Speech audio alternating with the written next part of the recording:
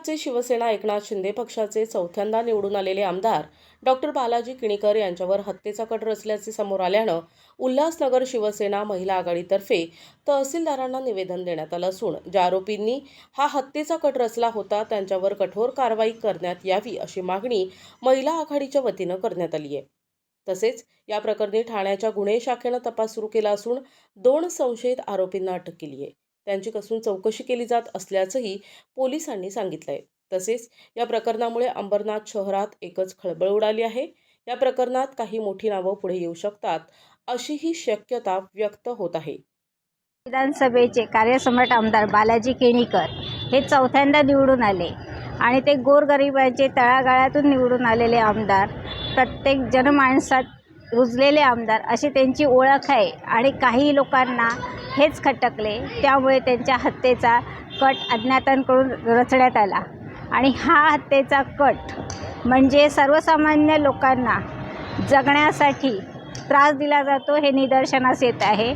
त्यामुळे आम्ही सर्व नगरसेविका महिला आघाडी मिळून या हत्येच्या कटाचा निषेध करतोय आणि त्या अज्ञात मारेकरी जे येणार होते त्यांना लवकरात लवकर अटक होऊन योग्य ती कारवाई व्हावी ही आम्ही शासनाला विनंती करत आहोत आणि हे लवकरात लवकर करण्यात यावं, कारण सर्वसामान्य लोकांचा न्यायव्यवस्थेवर विश्वास आहे आणि तो विश्वास उडू नये यासाठी हे आम्ही निवेदन देत आहोत। जय अंबरनाथ विधानसभेतील आपले लाडके आमदार आणि कार्यसम्राट आमदार बालाजी किणीकर जसे लोकांच्यामध्ये एक त्यांची भावना आहे, हात दाखवा आणि बस थांबवा, असं त्यांची एक विख्यात प्रसिद्धी झालेली आहे।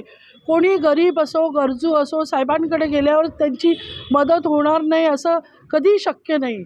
आणि आत्ता तर साहेब चौथा टाईम निवडून आलेले आहेत आणि ते पण सर्व गोरगरिबांच्या सानिध्याने किंवा त्यांच्या घराघरात पोचून आणि त्यांच्या मनामनातील आमदार लोकांनी निवडून दिलेले आहेत। आणि काही अज्ञान लोकांनी त्यांच्या हत्येचा कट केला होता आणि तो कट समजा पोलीस विभागामार्फे तो उधळून लावला, तरी पण याच्यानंतरही साहेबांवर असं काही होऊ नये। आणि पहिली गोष्ट आम्ही त्या घटनेचा आमच्या महिला आघाडीतर्फे खूप निषेध करतोय। याच्या पुढेही आमच्या आमदारांना कोणी हात लावू नये हे आमच्या शिवसेना महिला आघाडीतर्फे त्यांना आमच्याकडनं स्ट्रिक्ट वॉर्निंग आहे किंवा आम्ही आमच्या कुठल्याही शिवसेनेच्या लोकांना जर कोणी असा त्रास द्यायचा प्रयत्न केला तर आमची महिला आघाडीसुद्धा त्याच्यात उतरल्याशिवाय राहणार नाही।